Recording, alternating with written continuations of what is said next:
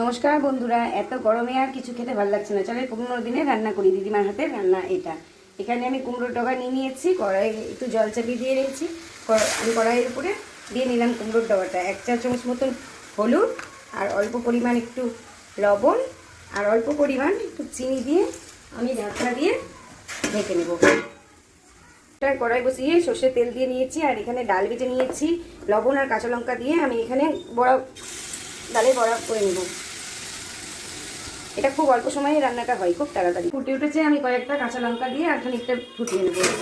ডালটা আমার ভাজা হয়ে গেছে, আমি তুলে নেব। খুব বেশি লাল করবো না, অনেকটা সেদ্ধ হয়ে গেছে। এখানে আমি ডাল বাটাটা পুরোটা নিইনি, কিছুটা অর্ধেক রেখে দিয়েছিলাম। আমি এই জলের সাথে শাকের সাথে মিশিয়ে নেব, দিয়ে আর একটু ফুটিয়ে নেব।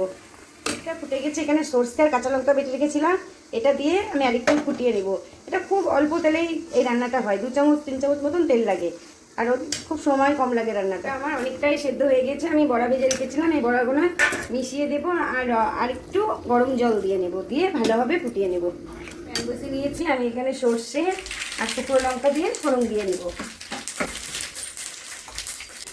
আমি এবার ফোড়নটা দিয়ে নেব। ডালের বড়া আর শাক দিয়ে দেখেন কত সুন্দর রান্না হয়েছে, পাতলা রান্না, খুবই সুন্দর। গরমে খুবই ভালো লাগবে। আপনারা একবার বানিয়ে খাবেন আর আমাকে কমেন্ট করে জানাবেন। বড়াগুলোও কিন্তু আমার একটাও ভেঙে যায়নি। নমস্কার, ভালো থাকবেন, সুস্থ থাকবেন।